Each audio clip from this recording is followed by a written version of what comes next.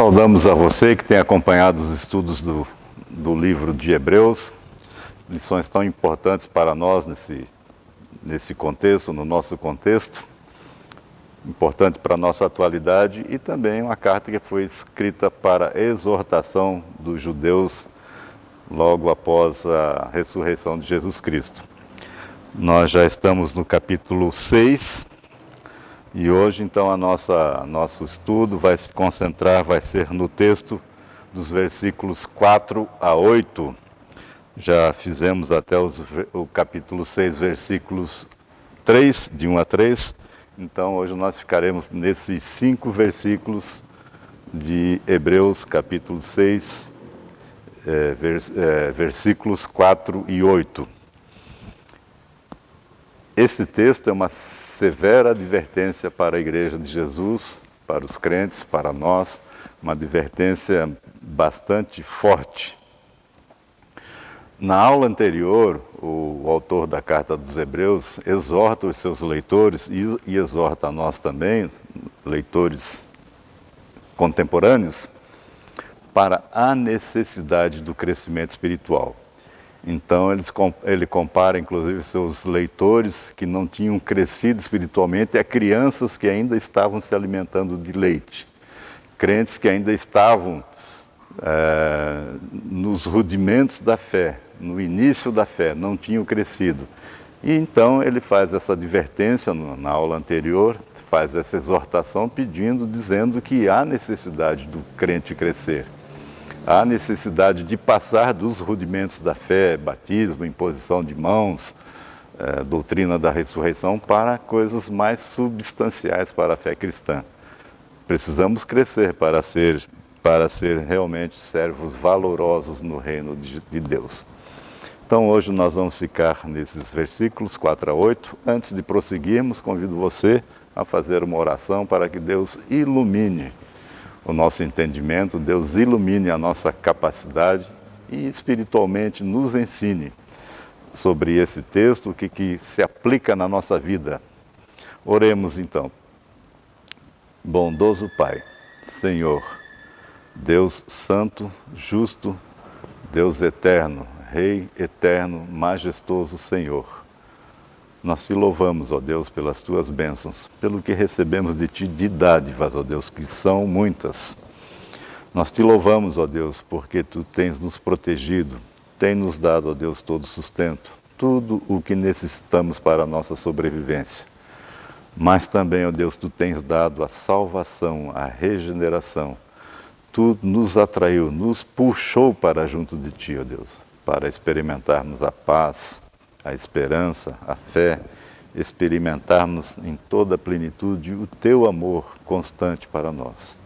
E agora, Deus, quando nós estamos nessa carta tão importante, carta aos Hebreus, nós, ó Deus, pedimos que o Espírito Santo de nosso Senhor, o Espírito Santo nosso Senhor, esteja conosco, nos orientando, iluminando a nossa percepção, nosso entendimento, iluminando a nossa mente, capacitando-nos, ó Deus, para entendermos, ó Deus, sobre essa grande advertência, sobre essa severa advertência de não apostatarmos, de não voltarmos atrás. Já recebemos a advertência na aula passada de crescermos, não ficarmos parados, estacionados, porque isso pode levar à inanição e à morte. Mas hoje, ó Deus, que possamos entender, ó Deus, sobre o não apostatar e sobre o perseverar na fé. Em nome de Jesus é que nós oramos. Amém. Muito bem. Nesse texto de 4 a 8, versículos 4 a 8, o autor vai mostrar o perigo da apostasia. Vamos então ler esse texto tão importante para a nossa fé. Diz o texto: é impossível, pois, que aqueles que uma vez foram iluminados e provaram o dom celestial e se tornaram participantes do Espírito Santo e aprovaram a boa palavra de Deus e os poderes do mundo vindouro e caíram, sim, é impossível outra vez renová-los para o arrependimento, visto que de novo estão crucificando para si mesmos o Filho de Deus e expondo-o à ignomínia, porque a terra que absorve a chuva, que frequentemente cai sobre ela e produz erva útil para aqueles por quem é também cultivada, recebe bênção da parte de Deus. Mas, se produz espinhos e abrolhos, é rejeitada e perto está da maldição, e o seu fim é ser queimada. Então, isso é uma exortação para que o Filho de Deus, o participante do reino de Deus, não sofra o perigo, não apostate, ou não abandone de sua fé. Apostasia é a negação de Jesus Cristo. É a negação, é rebeldia, é rebelião, é refutar Jesus Cristo e sua obra. Naquele contexto, muitos judeus que haviam sido convertidos, que haviam aderido à fé cristã, estavam participando da igreja cristã, estavam propensos a voltar ao judaísmo por causa das perseguições. Então, para escapar da perseguição, eles estavam a ponto de renegar a Jesus. Para eles voltarem ao judaísmo, de onde tinham saído, eles tinham que voltar negando Jesus como Filho de Deus, Jesus como Messias e Jesus como autor da salvação. Isso é apostasia, negar a Jesus, rebelar-se, revoltar-se contra Jesus. E aqueles cristãos não entendiam que negar a Jesus poderia escapar da perseguição humana, mas receberia condenação eterna. Então, hoje também, se nós negarmos Jesus e a sua obra, podemos, em hipótese, viver bem, mas a nossa condenação é severa, a nossa condenação é certa. Apostatar. Então, negar a Jesus, rebelar-se contra Jesus. Tem volta o crente que apostata, o crente que nega a Jesus, pode perder a salvação? Esse é um texto que vai nos falar muito sobre isso. Pode o crente perder a salvação? A nossa doutrina é muito clara sobre isso, e creio que muitos de nós já sabemos e aceitamos e acreditamos sobre a doutrina bíblica, principalmente enfatizada pela Reforma. A Reforma, aquele movimento que voltou-se para o estudo da Bíblia, diretamente da Bíblia, abandonou as tradições humanas e concentrou-se em entender, em conhecer a palavra de Deus, em estudar diretamente da vontade de Deus, da sua palavra, que é viva e eficaz. Essa reforma, então, esse movimento de volta à palavra de Deus, nos deu uma doutrina que são chamadas popularmente, muito conhecida pela doutrina bíblica dos 5 pontos, que são 5 pontos da fé baseados na Bíblia. Esses 5 pontos são a depravação total do homem, eleição incondicional, expiação limitada, graça irresistível e perseverança dos santos. Creio que a maioria dos crentes, a maioria das pessoas que têm conhecimento da Bíblia, do movimento da Reforma, da história da Reforma, já conhece essas doutrinas, ou já ouviu falar, conhece em maior grau, em menor grau, mas já ouviu falar. E o que nos interessa agora, então, é esse último ponto, que é o nosso texto, a perseverança dos santos. Lembramos que essa carta de Hebreus também é uma carta de exortação a perseverar, não deixar a fé cristã como estavam querendo alguns dos judeus naquela época, mas perseverar na doutrina, na sã doutrina, perseverar no caminho da graça. Perseverança dos santos, que essa doutrina é um dos pontos da reforma, enfatiza que os salvos, os pertencentes ao reino de Deus, os filhos de Deus, regenerados, nascidos de novo, jamais cairão do seu estado de graça. Não perderão a salvação. Uma vez salvos, porque é obra de Deus, isso não tem retorno. E a reforma, o movimento reformado, dentre vários textos que tem para basear essa doutrina da perseverança dos santos, nós escolhemos 3 textos aqui, 3 versículos, para enfatizar isso, para corroborar essa doutrina da perseverança dos santos, ou seja, que uma vez regenerado, uma vez nascido de novo, a obra há de se completar. O primeiro texto é João, Evangelho de João 10, versículos 28 e 29, que diz: Eu lhes dou a vida eterna, jamais perecerão, e ninguém as arrebatará da minha mão. Termina esse texto dizendo: da mão do Pai ninguém pode arrebatar. Ou seja, desde que o Pai chamou, traiu, puxou para si, ninguém tira do seu redil, ninguém tira do seu reino, né? Também em Filipenses 1,6 diz: Estou plenamente certo que aquele que começou boa obra em vós há de completá-la até ao dia de Jesus Cristo. Há de completar a obra da salvação, da regeneração.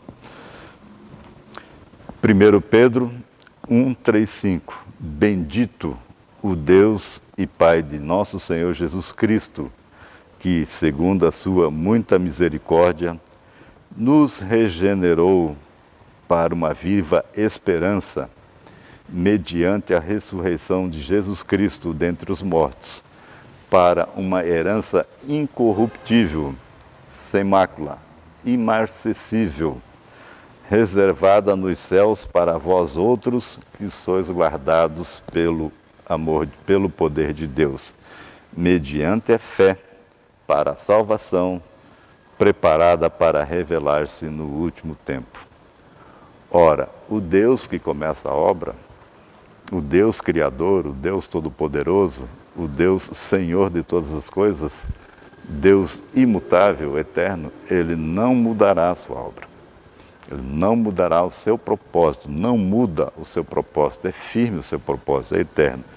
Então, uma vez que Deus chamou seus filhos para o seu reino, uma vez que Deus nos chamou, é impossível desses que Deus chamou a apostasia. Mas desse texto que nós lemos em Hebreus surgem 2 interpretações muito conhecidas no nosso contexto, na nossa época, a partir da Reforma.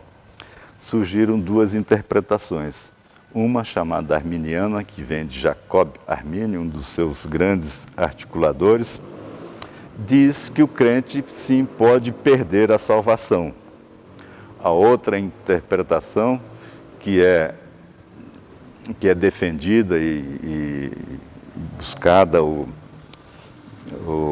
aceita pela maioria das igrejas reformadas, é que esta passagem que diz aqui que é impossível, que diz que pode perder a salvação, na verdade está se tratando de pessoas não autenticamente crentes, não verdadeiramente salvos, não verdadeiramente filhos de Deus.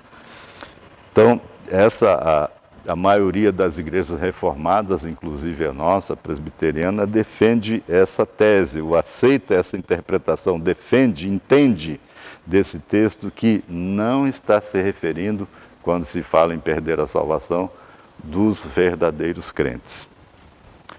E nós vamos ver também, a Bíblia nos ensina que há uma grande diferença na igreja de Deus, porque nós temos a igreja visível, que são as instituições, as denominações, as nossas comunidades, e existe também a igreja invisível. 1 João 2,19, primeira carta de João, capítulo 2, versículo 19, vai tratar dessas pessoas dizendo: eles saíram de nosso meio, entretanto, não eram dos nossos, porque se tivessem sido dos nossos, teriam permanecido conosco.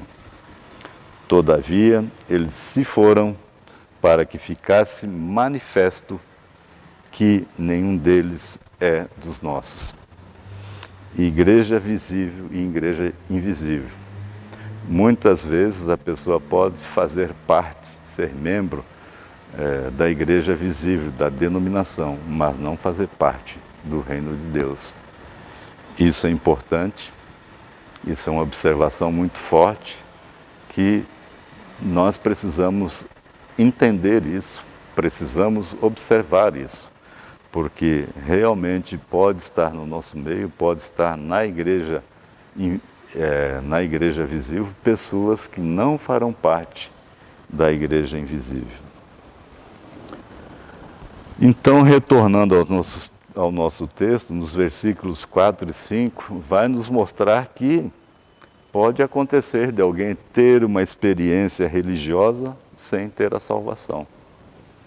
Pode acontecer, sim, no nosso meio, no nosso século, na nossa época, de alguém ser religioso, ser filiado a uma religião, se denominar, ter uma vida religiosa, mas não ter a salvação.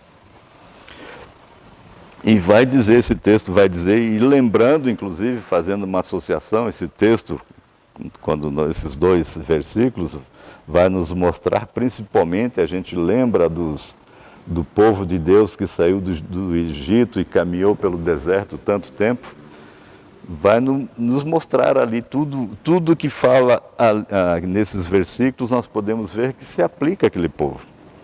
Diz, é impossível, pois, que aqueles que uma vez foram iluminados, os hebreus do Êxodo foram iluminados, receberam de Deus a iluminação, receberam a luz de Deus, inclusive materialmente, né? Quando Deus, através de uma coluna de fogo, os guiou pelo deserto. Mas eles foram iluminados no conhecimento de Deus, porque Deus esteve perto deles.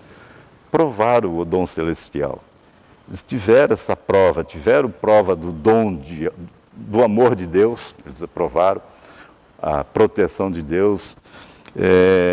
Vai dizer também que se tornaram participantes do Espírito Santo. Ora, eles tiveram também participação do Espírito Santo, eles tiveram alegria, Deus concedeu a paz a eles durante a travessia, na entrada da terra prometida. Deus deu muitos dons, muita obra do Espírito Santo foi feita no meio daquele povo. Provaram a palavra de Deus, entenderam, receberam a palavra de Deus notoriamente através dos 10 mandamentos, mas não só isso, através da orientação de Deus para eles, e também receberam aqui os poderes, foram expostos aos poderes do mundo vindouro. Eles viram a esperança de um mundo bem melhor do que o mundo de escravidão no Egito.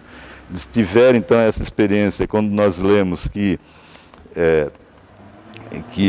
todos esses aspectos, iluminação, dom do Espírito Santo, provar da obra do Espírito Santo, ver, perceber, entender sobre o mundo vindouro, sobre o futuro, todos esses hebreus que saíram do Egito passaram por isso. No entanto, muitos deles, a maioria deles, pereceu no deserto. Então o autor vai falar que é impossível que quem experimentou essa situação, experimentou todas essas situações, iluminação, dom do Espírito Santo, e cair, esta que é a lição, e cair, ou abandonar, ou apostatar da fé, ele quer dizer que quem experimentou, quem passou por essa experiência e cair, não terá uma segunda chance. Porque se caiu é porque realmente não fazia parte do povo de Deus. Caíram, pode acontecer, mas não são crentes efetivamente, não são crentes genuínos, não fazem parte efetivamente da igreja invisível. Pode acontecer na igreja visível, na igreja atual, na nossa igreja física, muitas dessas manifestações que nós vimos. Iluminação através da pregação da palavra, dom do Espírito Santo, você participa do amor, da comunhão dos santos. Muitas coisas acontecem, mas pode ser que efetivamente acontecer de alguém efetivamente experimentar tudo isso e não ser salvo. Há uma diferença, porém. Há uma questão, porém, que é muito corriqueira no nosso meio. Muitos crentes podem momentaneamente cair. Podem momentaneamente até se afastar da comunhão dos santos, se afastar da comunidade de fé. Podem muitos crentes, muitos filhos de Deus serem envolvidos pelo pecado, por uma situação que os afaste de Deus. Mas eternamente eles não vão apostatar, eles não apostatam, não para a perda da salvação. Por quê? Há uma diferença muito grande. O crente, aquele que momentaneamente esteja em dificuldade, ele jamais vai negar a fé, jamais vai negar a obra de Jesus, ele jamais vai se rebelar ou vilipendiar o nome de Jesus, o nome de Deus. Agora, quem realmente não tem essa experiência real da salvação, da regeneração, quando passa por uma experiência de apostasia, normalmente ele vai se rebelar contra a obra de Deus, vai desmerecer, desacreditar a obra de Deus, vai refutar tudo que Deus faz, toda a obra de Deus e todo o plano de salvação de Deus. Vai refutar a importância de Deus. Então, por isso que esses não voltam, não retornam, porque a apostasia tem essa característica de rebelião, de refutar, de menosprezar, de diminuir, de desacreditar a Deus. Por isso, para estes, o retorno é impossível. E é impossível, o texto vai nos dizer, nos versículos 7 e 8, que a partir do versículo 6 vai dizer, e caídos sim, é impossível outra vez renová-los para o arrependimento, visto que, de novo, estão crucificando para si mesmos o Filho de Deus e expondo-o à ignomínia. Então, o versículo 6 vai nos dizer isso, que é impossível que quem faz parte da igreja visível, mas abandona, apostata a fé, sem ter a verdadeira experiência de salvação, ele não vai ser salvo. Porque estaria crucificando Cristo de novo. Uma vez que ele foi batizado, uma vez que ele confessou a Jesus Cristo e depois negou essa confissão, negou a Jesus Cristo, não terá uma segunda chance, porque é a mesma coisa que como se ele estivesse crucificando novamente Jesus Cristo. E nós já vimos no estudo dessa carta que o sacrifício de Jesus é único, é eficaz, uma vez só. Se ele perdoou o meu pecado, se ele perdoou o seu pecado, isso se faz uma vez só. E não faz hoje, faz amanhã, faz depois da manhã, eu retorno, eu renego a Jesus, depois volto arrependido de novo. São coisas diferentes do exemplo que eu citei de crentes que às vezes estão afastados. Então, a primeira coisa que é impossível, porque teria que crucificar Jesus Cristo de uma vez, e o sacrifício de Cristo não se repete. E se essa pessoa que já confessou Jesus Cristo, renega Jesus Cristo, vier a confessar de novo, vai fazer Jesus passar de novo pela humilhação de ter a sua morte na cruz, humilhação de ser ironizado, batido, torturado, de ter humilhado pelos seus executores, pelos seus carrascos, pelo povo de Roma, pelos judeus. Então, quando você apostata e se tivesse que voltar de novo, você levaria Jesus a passar pela segunda humilhação. Por isso que a apostasia não tem retorno. E também, aí a partir também nesse versículo 6 vai dizer, e depois nos versículos 7 e 8, vai continuar dizendo que se você já recebeu as bênçãos da terra, vai fazer até uma comparação com a parábola do semeador. Se você recebeu a bênção da chuva, se você recebeu a bênção da semente, da germinação da semente, uma terra boa onde possa germinar, e não produziu frutos, produziu espinhos, produziu abrolho, será queimada. Isso é o que diz.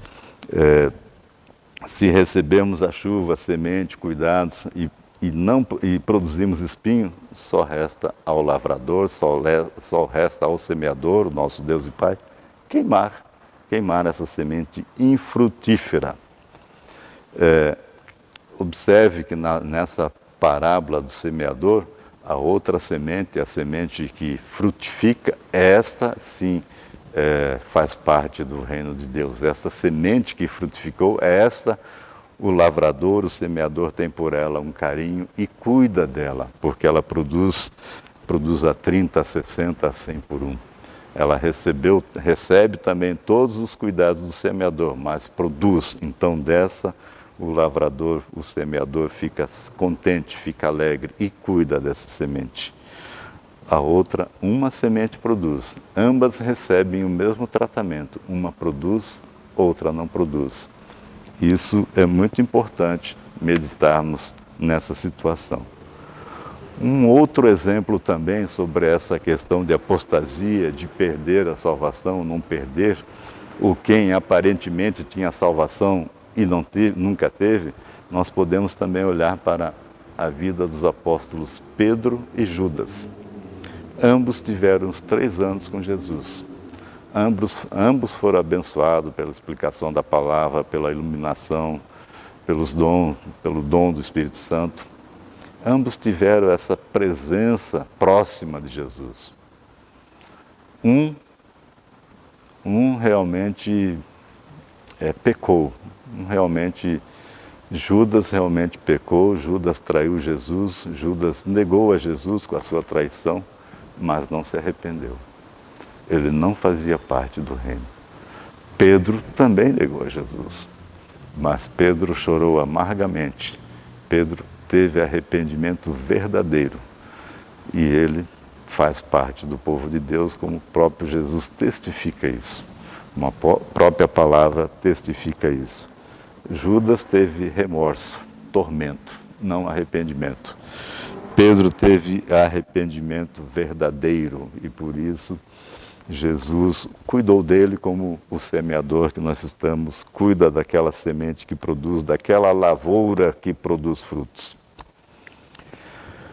Então, nós lembrando do nosso texto anterior, da nossa aula anterior, de necessidade de crescimento, como que nós podemos evitar a apostasia? Claro, a apostasia não chega a nós que somos filhos, mas para nós crescer, nós precisamos prosseguir, perseverar nessa caminhada, evitar a indolência, o retrocesso, a inanição. Nós precisamos ler a Bíblia, precisamos participar dos cultos. Participação da comunidade é coisa muito importante para o nosso crescimento, para o nosso desenvolvimento. Participar de estudos, de grupos de estudos, de leitura da palavra, ler bons livros, não se acomodar. Isso é um sinal, uma característica, a virtude do cristão, é a imagem que o cristão tem, a imagem autêntica, permanece na fé. Pode às vezes cair momentaneamente por um motivo ou outro, surgir uma dúvida, surgirem coisas que possam trazer tristeza, mas ele permanece na fé.